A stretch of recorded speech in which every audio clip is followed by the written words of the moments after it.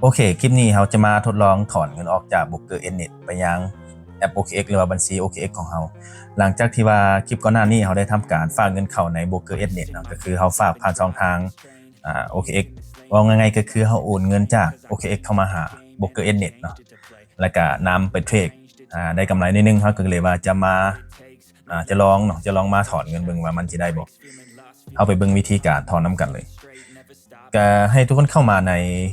แอปของ Nnet เนาะหลังจากที่เข้ามาก็ทุกคนจะเห็นเงินอยู่ในบัญชีจริงของเราถ้าเราจะถอนเงินเนาะเราต้องได้ทำการโอนย้ายจากบัญชีจริงนั้นไปหากระเป๋าคริปโตของเราก่อนเนาะเพื่อทำการถอนเงินโดยการกดไปที่บอนนี่หลังจากนั้นตัวนี้ให้ทุกคนเลือกเป็นตัวที่1เนาะระหว่างบัญชีของคุณก็คือเราจะโอนย้ายจากบัญชีเทรดของเราเข้าไปหากระเป๋าคริปโตเพื่อจะถอนเงินประมาณนั้นตัวที่1ตัวที่2มันจะเลือกให้เนาะและเราไปเลือกเอาตัวที่3ก็คือไปยังบัญชีเราก็เลือกเอาว่าเราจะโอนย้ายไปหากระเป๋าคริปโตตัวใดซึ่งในการฝากเราเลือกเป็น ERC SAO เนาะฉะนั้นเราก็ต้องได้เลือกเป็นตัวนี้คริปโต USDT ERC SAO จะเป็นเครือข่าย Ethereum ERC SAO โอเคหลังจากที่เราเลือกกระเป๋าคริปโตแล้วเราก็ใส่จำนวนเงินว่าเราจะโอนย้ายเท่าใดตัวอย่างทั้งหมดเลยก็คือ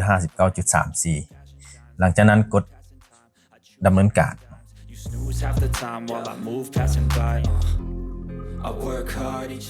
โอเคในหน้านี้ก็มีแต่กดยืนยันเนาะเพื่อทำการโอนย้ายเนาะก็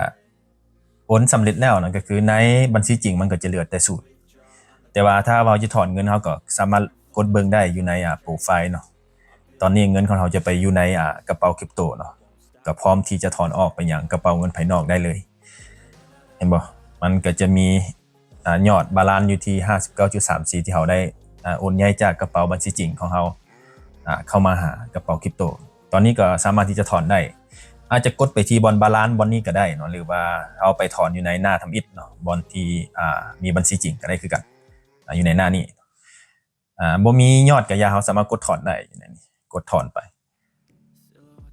โอเคจากนั้นเราก็เลือกช่องทางในการถอนเงินเนาะซึ่ง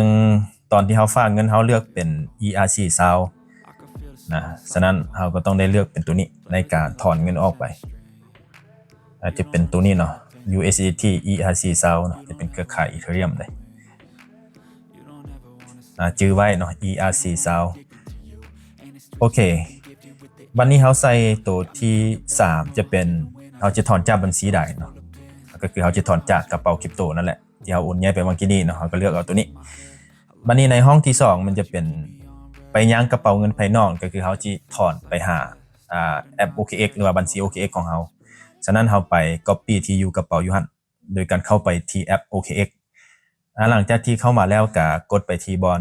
deposit crypto หรือว่าการฝากเงินคริปโตหลังจากนั้นเลือกเป็นเหรียญ USDT เนาะเพราะว่าเราสิโอนเป็น USDT เข้ามาแล้วก็เลือกเครือข่ายเนาะเครือข่ายที่นี่มันในเบื้องของ Nnet เราเลือกเป็น ERC SAO เนาะเราก็เลือกเป็นตัวนี้Ethereum ERC SAO จะเป็น USDT เนาะมันจะขึ้นแบบนี้เหรียญที่เราจะฝากมาจะเป็น USDT เนาะแล้วก็เครือข่ายERC SAO Ethereum ประมาณนั้นเรา copy ที่อยู่กระเป๋าบอนนี้เนาะ copy ไปเลยหลังจากนั้นไปที่ Nnet คือเก่าเขาไปใส่ไปยังกระเป๋าเงินภายนอกตัวนี้เขาก็ใส่ที่อยู่กระเป๋าของ OKX ของเขาเนาะเพราะว่าเขาจะโอนไปยังแอป OKX ดิก็จะประมาณนี้หลังจากนั้นก็ใส่จำนวนเงินเนาะวันนี้ว่าเขาสิถอนเงินเท่าไหร่ยกตัวอย่างถ้าเราจะถอนทั้งหมดเขาก็กดไปที่บอน 59.34 ถ้าของท่านใดจะมียอดเงินต่างจากของค่อยก็จะเป็น100กับ200ก็แล้วแต่ว่าขั้นต่ำก็คือ50เหรียญเลยโอเคหลังจากนั้นกดดำเนินการเนาะถ้าเรากดสอบข้อมูลทุกอย่างโอเคแล้วก็ดำเนินการ